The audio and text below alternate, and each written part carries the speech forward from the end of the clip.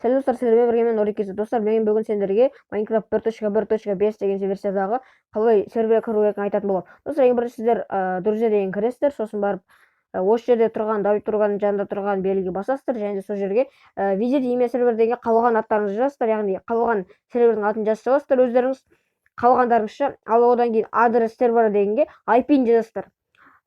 Яғни IP-ін жазған кезде достар, мен деген сіздерге Greenwix-ін көрсетем. Сол жерде сіздер Bedwars, Skywars ойнай аласыздар. Достар, ең бірінші оған кіру үшін біз play.greenwix.fun деп жазамыз.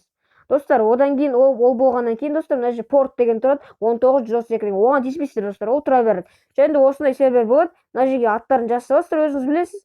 Және де достар, ана жердегі астында тұрған сохранить немесе играть дегенді басасыздар.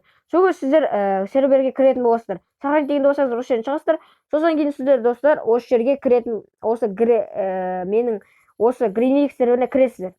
Содан кейін осы жүреді, біраз тұрады, және де серверге кіреді.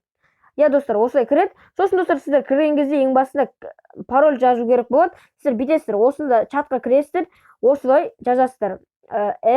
және де өздеріңіз қалған парольдеріңізді жазасыздар, және де әр кірген кезде осы пароль жазып тұруларыңыз керек. Сондықтан бұл парольді ұмыт қалмаңыздар. Егер де ұмыт қалсаңыздар, аттарыңызды өзгертіп қайта кірсеңіздер болады. Достар, одан кейін сіздер кіргеннен кейін мына жақта Skywars ойнауыңызға болады, және де Bedwars, және тағы да басқа мини-игралар ойнауыңызға болады. Достар, егер де Skywars ойнауыңыз келсе, Skywars, және де Bedwars ойнауыңыз келсе, Bedwars ойнай бересіздер.